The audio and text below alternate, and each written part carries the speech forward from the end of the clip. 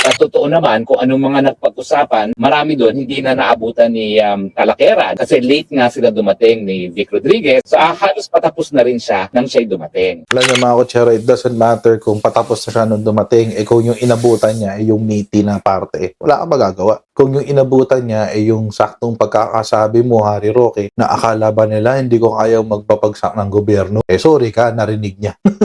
Sorry ka, narinig niya. So, in-expose itong si Harrieta Roqueta na siya raw ang producer basically. Ibig sabihin, siya yung nag-conceptualize, siya yung nagplano kung paano ilalabas, siya rin yung nagpakalat paulit-ulit nitong kapekean na to na tungkol dyan sa Polvoron video.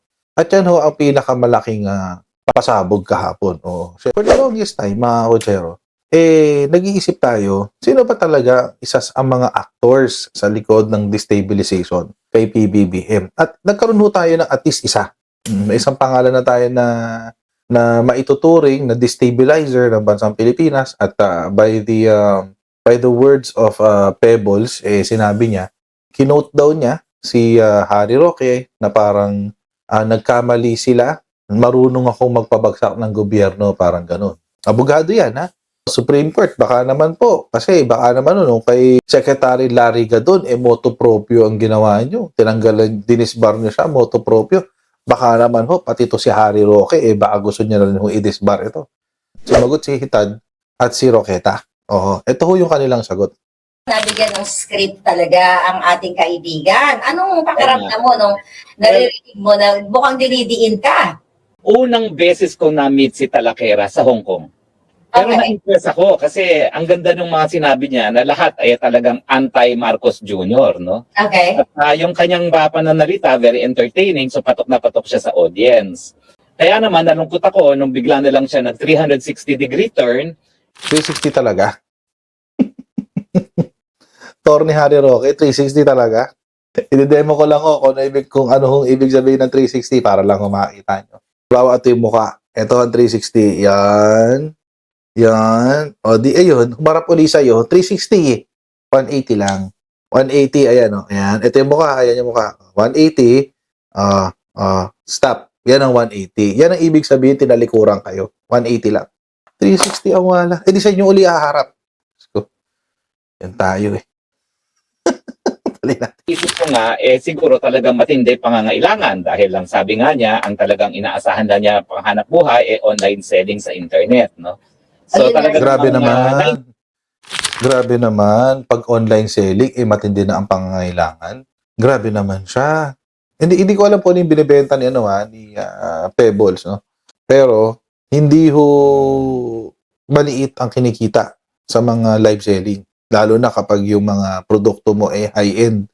Meron ako napanood na content creator. May tindahan sila ng luxury bags nung hindi nila live selling, walang bumibili. Nung live selling nila, pumatok bigla yung negosyo nila. Ang tinitake home daw niya per day, per live selling is around 3 to 4 million per live selling. Nakaka-insulto naman. Masyado naman mapang maliit, masyado mapang mata. So, ibig hubang sabihin, lahat na ng live selling, gipit. Paano pag sinampal ka ng pera nung isa sa mga nagla-live selling? Pero naawa rin ako sa kanya kasi parang nabaliwala yung kanyang mga paninindigan. Pinaglalaban. Pinaglalaban. Ito yung sinabi niya, ikaw nagbayad sa dinner sa Hong Kong. At least, di ba? Hindi naman masyado mahal yun kasi hindi naman private room yun. No? Karangalan ko naman na kahit papano nagkasama-sama kaming mga nagsalita doon sa Maisog. No? Ako naman kasi, meron kasi akong kapatid na nagtatrabaho sa isang hotel. So, ang hotel ko halos libre. No? So, sabi ko, ano ba naman yun na mag-share naman ako ng konti kasi halos wala naman akong gasto sa hotel ko. At saka, actually, yung aking ticket sa aeroplano, libre rin kasi marami akong mileage. No? So, sa akin, ano ba naman yung isang meal na yon, no? Pero talaga, ang intention ko doon is just magsama-sama kami kasi nga hindi kami nakapag-usap nung nandun mismo sa rally, no? Kasi napakadaming tao. At totoo naman, kung anong mga nagpag-usapan, marami doon hindi na naabutan ni Talakera, no? Kasi late nga sila dumating ni Vic Rodriguez kasi nga nagpipirma-pirma si Vic Rodriguez ng libro niya doon sa Hong Kong, no? So halos patapos na rin siya nang siya'y dumating. Alam niyo mga kutsero, it doesn't matter kung patapos na siya nung dumating, kung yung inabutan niya ay yung meaty na parte, wala kang magagawa. Kung yung inabutan niya ay yung saktong pagkakasabi mo, Harry Roque, na akala ba nila hindi ko kayang magpapagsak ng gobyerno? Sorry ka, narinig niya. Sorry ka, narinig niya. Sinabi ko daw na meron ng larawan, no? Well, actually, yung larawan na yan, lumulutang na yan bago pa mag-Hong Kong Kahit saan ka magpunta, the talk of the town is may video daw na nagpupulburon ang Marcos Jr., no? 2022 pa lang, sinabi ko na may polborong video. Inamin niya ha, 2022 pa lang, sinabi na niya na may polboron video. 2022 pa lang ha, kakapanalo pa lang kay PBBM. Sinisiraan na ni Maharlika, ni Hitad si PBBM. So, this is, mga Ochero, this is already an admission na sila talaga yung nagplano. Ang tanong, bakit? Ito ho, yung kumpirmasyon sa kinukwento ho namin doon sa Big Five, nung kami nila Mike Cervera at ni Sangkay. 2022 pa lang ho, sinusulsulan na ho kami ni Hitad na sumama sa kanila. Nung hindi kami sumama sa kanila, binira kami ng binira. Tinira kami ng tinira ni Hitad at tumakasama niya, si Sas, si Joey, lahat sila. Ang tanong, bakit bigla siya bumaliktad? Hindi ba? Kasi kapapanalo lang. Kung sasabihin niya, kasi adik kaya ako bumaliktad. Peke nga Peke yung inyong video.